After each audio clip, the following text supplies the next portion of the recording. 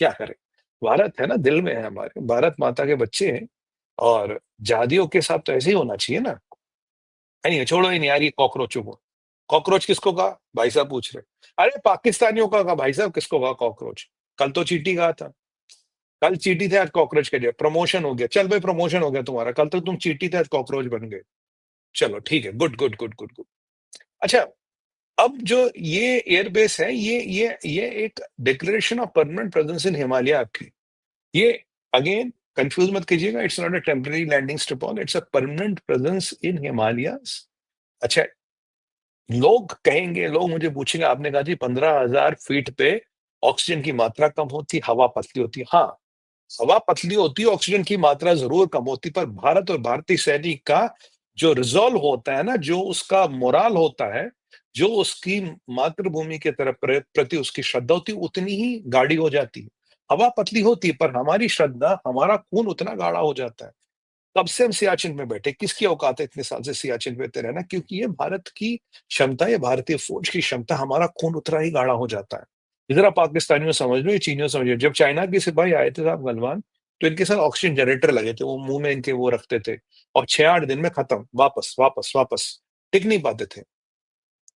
और ये मैं आपको बोलूं, ये एक मतलब एक प्रोपेगेंडा नहीं है, ये एक लद्दाख और पूरे अरुणाचल और पूरे एलएसी के प्रति जो हमारा एक इंक्रीज मिलिटराइजेशन है, इंक्रीज मिलिट्री फोकस है, ये उसको दर्शाता है कि we are very serious with it. We are not bluffing, we are not kidding any more. और एक और बात है, गलवान के बाद भारत एक चीज तो समझ गया, मोदी जी एक चीज बिल्कुल मानते, चाहे वो पॉलिटिकली कहे ना कहे, कि चीनियों पे कभी भरोसा नहीं हो सकता। अगर चीनी एक ही भाषा समझते, वो है ताकत की। China only understands the language of power, nothing else. अगर आपको चीनियों का औकात दिखानी हो, तो उनको अपनी ताकत दिखाओ। और चाइनीज ऐसे डरपोक है, ऐसे डरपोक है, जितनी आपको ताकत दिखाओगे, लड़ने के हौसले भी छोड़ देंगे, वैसे पतली गली से निकल लेंगे। तो चाइना से अगर आपने अपनी ताकत बढ़ाती रही, मैं वही कहता हूँ, सैन्य बल शस्त्र बल कोई कॉम्प्रोमाइज नहीं। जितना आप सैन्य बल शस्त्र बल बढ़ाओगे, उतना ही चीनियों के हौसले पस्त होंगे। और अगर आपका शस्त्र बल सैन्य बल एक लेवल को कार पर जाएगा, सर मैं आपको लिख के दे रहा हूँ, आपको कभी चाइना से युद्ध करने की जरूरत ही नहीं पड़ेगी, पत्नी गली से निकल लेंगे। अरे 40-45 साल पहले वियतनाम ने इन्हें ठोक दिया था, पीट दिया था, भागते हुए नजर आई है। कहाँ लड़ा है तब चीन? बताइए किस देश से लड़ा है चीन? कहाँ है चाइनीज आर्मी का वैलर? कहाँ है चाइनीज आर्मी का कीर्तिमान? फिर भी ये जहादी पाकिस्तानी तो लड़े, पिटे, 5 बार पिटे। पहले 4 बार थे, 5वीं बार अब यहाँ सिंदूर में पिटे। पर उल्लू के पट्टे लड़ने तो आते, पर पाकिस्तानी में एक विशेषता देखिए, पाकिस्तानी की विशेषता ये है, पाकिस्तानी की आप बंदूक छीन लो तो तलवार लेके आएगा, तलवार छीन लो तो चक्कू लेके आएगा, चक्कू छीन लेगा तो लठ लेके आएगा। जब तक साले के हाथ पैर नहीं तोड़ोगे ना, बिल्कुल उसको माजूर नहीं बनाओगे ना, बिल्कुल लूला लंगड़ा, तब तक आएगा। ये चीनी अल्लू के पट्टे ऐसे हैं, ये कभी आएंगे ही नहीं। इनकी विशेषता है ये मैं क्या बताऊं आपको, ये कौन सी कौम है, चिंग पोंग कभी आएंगे ही नहीं लड़ने, ये किसी से नहीं लड़ते। बस हाँ, वो रेड गैरिसन उन्होंने रखा है बीजिंग में, उससे वो परेड वरेड कराते हैं। वो तोपे, वो शी जिनपिंग, वो पता नहीं यार वो क्या परेड होती है, वो आप आगे उसकी कई सारी माइकें लगी होती, पा पा पाओ कुछ पी पी पी बोलते हो।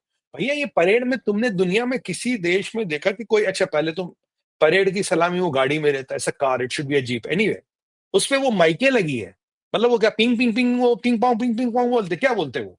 मतलब have you seen such a mockery anywhere in the world? ये चाइना में होता सर। बट एनीवे, इनकी लड़ने की औकात कहीं पे भी नहीं है। और मैं आपको बताऊं, ये ये एक भारत एक निर्णायक युद्ध की तैयारी भी कर रहा है। भारत को पता है, आज कल परसों कभी ना कभी आपको चाइना से भिड़ना पड़ेगा। और अगर चाइना से नहीं भिड़ना, अगर चीनियों को वैसे उनके हौसले पस्त कर देने हैं, आपको आपको इंफ्रास्ट्रक्चर और आपको हथियार इतने इकट्ठे करने हैं, इतने इकट्ठे करने की डर जाए। मैं आपको ब्रह्मोस की कहानी बताई थी, एक बार इन्होंने बोला अपनी थिंक टैंक को, जरा लगाओ ब्रह्मोस कितने इतने हैं तो भारत पे कर सकते हैं हमला। तो थिंक टैंक ने बोला, उनके जासूस बोला इतने हैं साहब। बोला अच्छा जयराम जी की, अब कुछ नहीं करेंगे। तो ये बहुत डरपोक कौम है, इनसे डरने की आवश्यकता नहीं है। बस बट इन और पाकिस्तानियों में एक फर्क है, देखिए पाकिस्तानियों को तो मर के जन्नत मिलती है, हूर लंगूर अंगूर पता नहीं कुछ तो मिलता है। अब इन इन बेचारों को पता नहीं हूर लंगूर अंगूर मिलता है नहीं मिलता है, तो इसलिए थोड़ा इस जीवन में इनकी ज्यादा श्रद्धा है। बट पाकिस्तानियों का क्या, तो उनको तो मर के तो बादशाह बनते हैं, हर कोई मर के बादशाह बनता है। इसलिए उन्हें इस जीवन में कोई रुचि नहीं है, कोई दिलचस्पी इनकी बेचारों की थोड़ी बहुत है। ये चाहते नहीं यार हम, सुमित भाई हम थोड़ा जिंदा रहना चाहते हैं। मैं आपको कह रहा हूँ चाइना की जो इकोनॉमिक परिस्थितियाँ हो रही है, ये ट्रम्प कोई खेल ना खेल ले, इस ट्रम्प का कोई पैंतरा ना चले क्योंकि ये डेस्परेट बहुत हो रखा। अगर नहीं चला, मैं आपको कह रहा हूँ जिस हिसाब से भारत जा रहा, बाय गॉड मतलब भगवान कसम मेरा रोज़ खून ना कम से कम आधा किलो बढ़ जाता भारत की उपलब्धियाँ देख के, भारत के अचीवमेंट्स देख के। मतलब आकाश प्राइम के बाद जब मैं इस दोनों को कंपेयर करता हूँ, imagine you can deploy Akash prime there, it will be a very big detrimental force और अभी तो बहुत चीज़ें हम डेवलप कर रहे हैं सर, अभी तो बहुत चीज़ें कर रहे हैं। ड्यू भी डेवलप कर रहा है, ड्यू जानते हैं ना आप? डायरेक्ट एनर्जी वेपन, जय माँ काली। मतलब समझ गए होंगे कहाँ की तरफ इशारा है। अभी ड्यू व्यू को बहुत सारे डेवलप करे और ड्यू के लिए तो जितना ऑल्टीट्यूड ऊँचा, उतना ड्यू ज़्यादा इफेक्टिव। तो अगर चीनियों को लगता है वो भारत को डराएँगे, अगर चाइना को लगता है कि भई वो तुर्किया-वुर्किया के साथ मिलके कुछ करेंगे और पाकिस्तानियों को लगता है वो कुछ करेंगे, कुछ भी नहीं कर पाएँगे ये, इनकी औकात कुछ नहीं है साहब।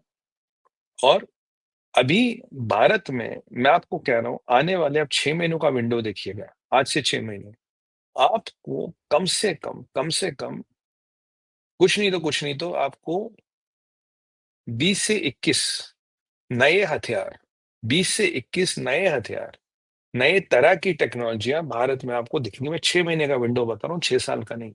अभी हम जुलाई में बैठे हैं, तो मान लीजिए जनवरी-फरवरी तक आपको ये चीज़ें दिखने लगेंगी। तो इन सबके टाइमलाइन्स आ गए हैं, बस ये है कि अब हम कब अनाउंस करें, कब इसके बारे में बताएँ क्योंकि देखिए देश और धर्म का विषय है। हम वी आर भारत विचार या सुमित पीर शो कभी will not jump the gun and tell you ये आ रहा, वो आ रहा, नहीं।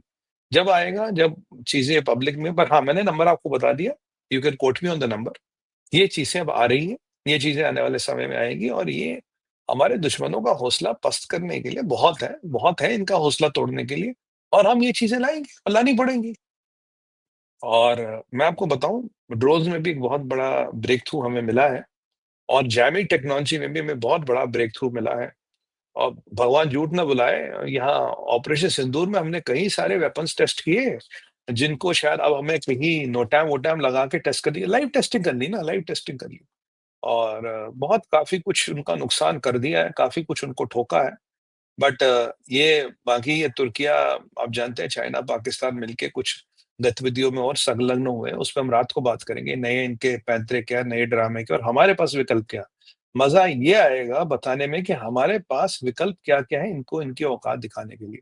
वो सब चीज़ें हमारी साथ चल रही है, वो सब चीज़ों पे कार्रवाई चल रही है और मैं आपको एक चीज़ से आश्वस्त करा दूँ, Bharat is ahead of the game, Bharat is ahead of the curve और सबसे इम्पोर्टेंट है यहाँ हमें अमेरिका का हथियार नहीं चाहिए।